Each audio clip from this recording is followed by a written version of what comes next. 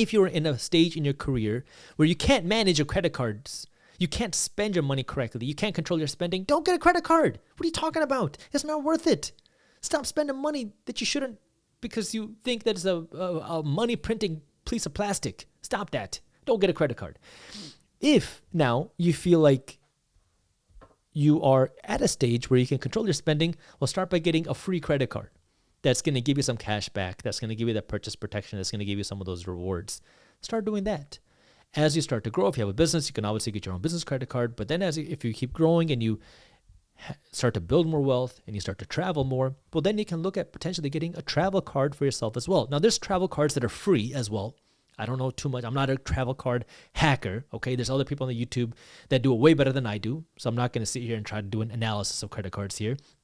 But there are some free travel cards out there that will allow you to get some benefits without having to pay an annual fee. Some will be maybe $100. It starts to kind of grow from there where you can find the right credit card for you.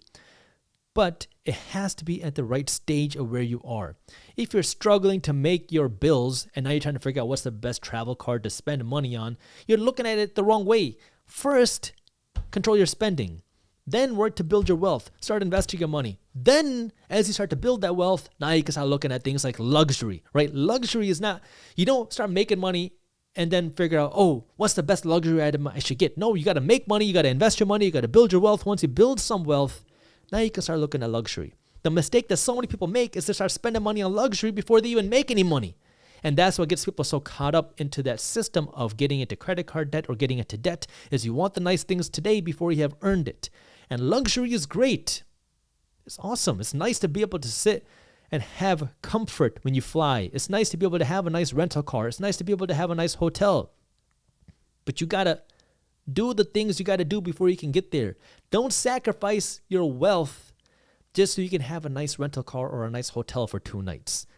Work your way there and figure out when is the right time for you to start spending money on the nicer hotels. And this is where, again, it goes back to just understanding you, what's important to you right now.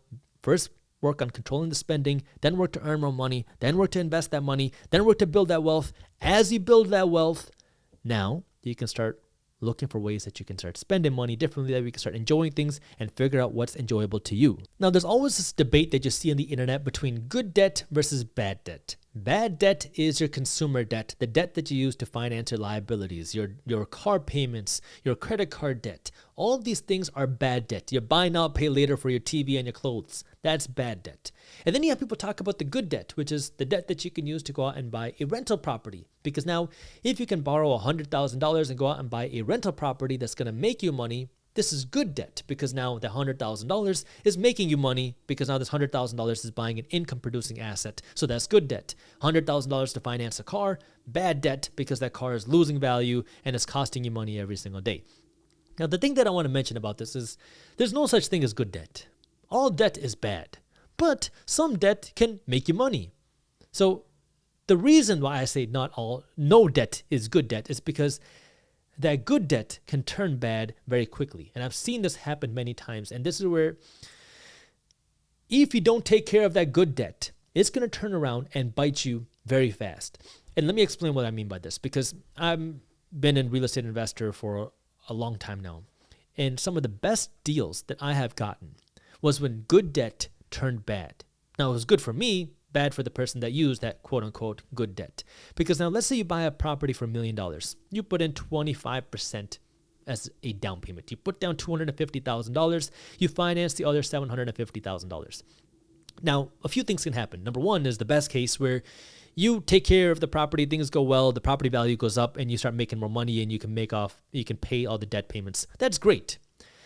But other things can happen as well. Let me talk about actually the way that the internet makes it seem. Because the internet makes it seem like this, that you go buy the $1 million property with 25% down, you put in $250,000, you finance $750,000, you put in some more work, you raise the rents, and now this property value goes up to $1.5 million because you did everything right. Now what do? You do a cash out refinance. Now you pull out $1.2 million. You have $300,000 worth of equity, you pull out $1.2 million to pay off your previous mortgage, and you put some money in your pocket. Now you have no cash in the deal. You got some free cash in your pocket. Now you can go out and have a nice car. You can go out and go on a nice vacation and have money to spend.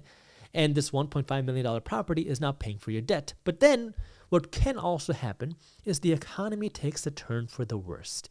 And then rents start to fall because, people start losing their jobs, incomes fall, and now you have to cut rents. And now that you cut rents, you have less revenue coming in. And maybe you see a little bit more turnover, because what tends to happen from my experience is that when bad things happen in groups.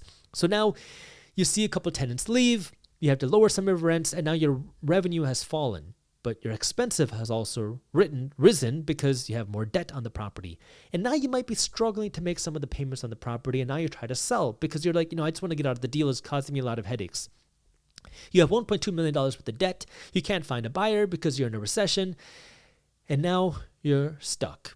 If you enjoyed this short clip from my longer videos, here's another clip that I think you'll love. And while you're at it, if you're interested in learning more about how to start generating passive income, our team put together an amazing guide on how to start generating passive income for free. All you got to do is click that button right over there. Thank you for watching, and as always, keep hustling.